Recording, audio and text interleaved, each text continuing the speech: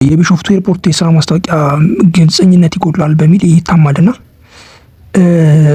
ማስታወቂያው ሲወጣ ኢሜይል ከዚህ ቀደም አልተቀመጠም ነበር። በቴሌግራም፣ በዋትሳፕ፣ በዊቻት በቴሌግራም አፕላይ እንዲያደርጉ ስልክ ቁጥር ተቀምጦ ነበረ።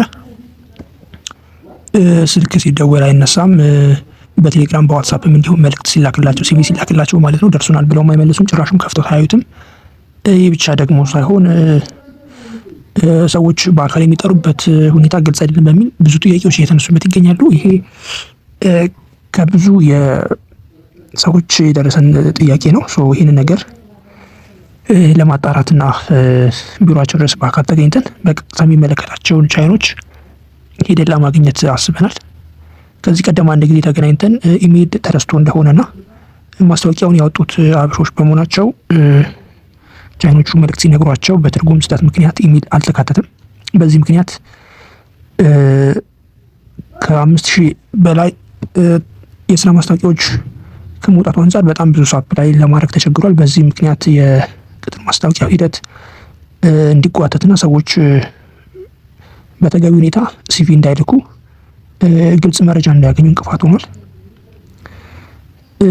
ይህ ክፍተት እንዳለ ሆኖ ግን እንደዚህ ትላልቅ ፕሮጀክቶች ላይ እነዚህ ማስታወቂያ ሲወጡ እነዚህን ሲቪዎች የሚቀበሉበትን መንገድ ጥርት ማድረግ አለባቸው። መንገዳቸውን ቀድሞ ማስተካከል አለበት። ይሄ አንድ ድክመት ነው። ትልቁ ነገር ደግሞ አሁን በእነዚህ ችግሮች ምክንያት የተወሰነ ቀናት ተራዝመዋል።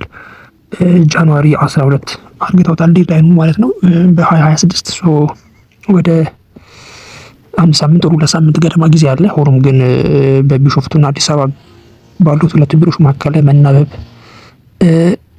ይቀራል፣ ክፍተት አለ አሁንም ቢሆን።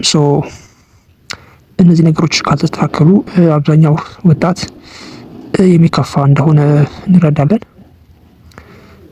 ስለዚህ እነሱን በፍጥነት ኮንታክት አድርገን ያለው ነገር እናሳውቃቸዋለን። ብዙዎቻችሁ እንግዲህ ግልጽ አይደለም እያላችሁ ነው ያላችሁት።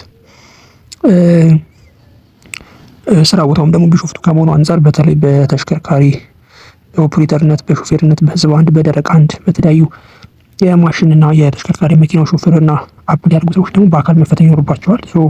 አዲስ አበባ ቢሮ ላይ ደግሞ ይህንን ነገር መፈተን የሚያስችል ቦታ ስለሌለ ቢሾፍቱ ኤርፖርት እያመለከቱ ያሉት እነሱ በቀጥታ እንዲፈተኑ እድል በእነሱ ተመቻችቶላቸዋል። እድሉ ለእነሱ ተሰጥቷል። ግን በማል አዲስ አበባ ያሉት ደግሞ እየተነሱ ይገኛልና ይህ ደግሞ ትንሽ ቅሬታ እያስነሳ ይገኛል።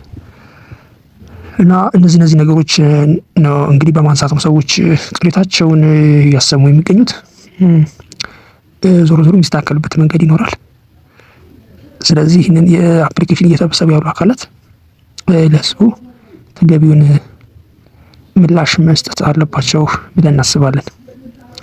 እኛም በቀጣይ የደረስንባቸው መረጃዎች የምናሳውቃቸው ይሆናል ማለት ነው። ግን ጊዜው ገና ስለሆነ ወደ 2 ሳምንታት ስለሚቀሩ ሰዎቹ የስራ መደራረብ ገጥሟቸው ነው ብለን በማሰብ በቴሌግራም በተለያየ መንገድ በኦንላይን የተላከላቸውን መልእክት አይተው ምላሽ እንደሚሰጡ እንጠብቃለን። ይህ ካልሆነ ግን ፕሮጀክቱ ከሚፈልገው ብዙ የሰራተኛ ቁጥር አንጻር የተሟላ ሰራተኛ የማያገኙ በመሆኑ ፕሮጀክቱ በፍጥነት ወደ ስራ ለመግባት ይቸገራል። ስለዚህ ይህን ነገር ታሳቢ በማድረግ በትዕግስት መጠበቁ የተሻለ ይሆናል።